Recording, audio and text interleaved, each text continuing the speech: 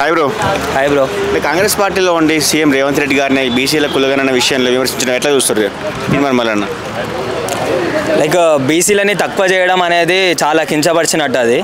So Teenmar మల్లన్నకి అయినా సరే కాంగ్రెస్ ప్రభుత్వానికి చెప్పాల్సింది ఒకటే, అట్లా కించపరిచి మీరు మాట్లాడడం ఏమాత్రం అది కరెక్ట్ కాదు. సో బీసీలు ఎంతమంది ఉన్నారు సరే, ఎప్పటి నుంచో మాకు ఏమంటారు ఏ ఉపాధి కలగడం లేదు, అసలు బీసీలు అసలుకి ప్రపంచం మీద ఉన్నారా లేరా అని చెప్పేసి కూడా మాకు డౌట్ వస్తుంది. ఎందుకంటే నేను ఒక బీసీ క్యాండిడేట్నే.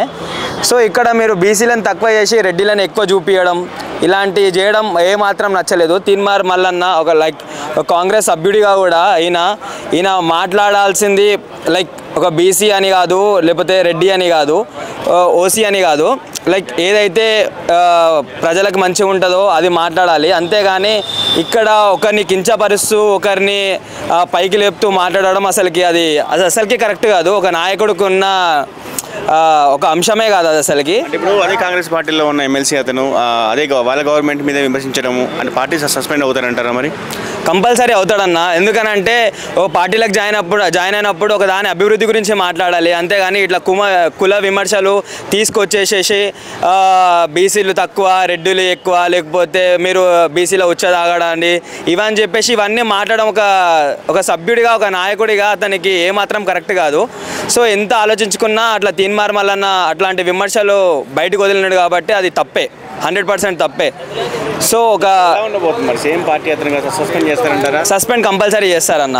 ఆ సస్పెండ్ చేస్తే మాకు కూడా హ్యాపీయే. ఎందుకనంటే ఆయన ఒకప్పుడు తెలంగాణ వచ్చినప్పుడు తెలంగాణ అన్ని చేసినా సరే ఏమి చేయలేదు అని చెప్పేసి ఇవన్నీ తీసుకొని వచ్చిండు. అన్ని విమర్శలు మొత్తం కేసీఆర్ కేటీఆర్ ఎందుకయ్యా వీళ్ళు కుటుంబ పాలన చేస్తారు అని చెప్పేసి ఇలా కాంట్రవర్సీగా మాట్లాడిండు. మరి ఈయన నాయకుడు సీఎం రేవంత్ రెడ్డి వచ్చిన తర్వాత మరి ఆయన తరఫున ఏదో ఒకటి ప్రజలకు మంచి చేయాలని చెప్పేసి ఆలోచించాలి. కానీ ఈ కుల పిచ్చి ఏంటి, బీసీని తక్కువ చేసాడు, రెడ్డి ఎక్కువ అని చెప్పేసి ఇలా మాట్లాడడం కూడా కరెక్ట్ కాదు కదా. సో నేను చెప్పాల్సింది ఏంటంటే ఇలా కంటిన్యూ అయితే ఫ్యూచర్లో అతన్ని సస్పెండ్ చేయాల్సి కంపల్సరీ ఉంటుంది. అది ఒక మాట అన్నారు మన మల్లన్న గారు, ఈసారి లాస్ట్ రెడ్డి సీఎం అనే రేవంత్ రెడ్డి ఈసారి లాస్ట్ మళ్ళీ రాడని చెప్పేసి ఇండైరెక్ట్గా చెప్పిండు. ఏమంటారు దాని గురించి? అలా ఏం లేదన్న. ఫస్ట్ ఎవరికైనా సరే ఈ కులపిచ్చి ఉండొద్దు. దాంతో పాటు ఏందనంటే ఎవడైనా సరే రెడ్డి అన్నా కానీ ఓసీ అన్నా కానీ బీసీ అన్నా కానీ ఎస్సీ అన్నా కానీ ఎస్టీ అన్నా కానీ ఎవరైనా ముందరికి వచ్చి ప్రజలకు మంచి చేయాల్సిన వాడే వస్తాడు. మీరు దాంట్లో కాపోడు ఒడ్డరోడు లేకపోతే సాలోడు ఇవన్నీ మాటలు తీసుకొని వస్తారు కదా, అది ఏమాత్రం కరెక్ట్ కాదు. సో దమ్మున్నవాడే సీఎం అవుతాడు.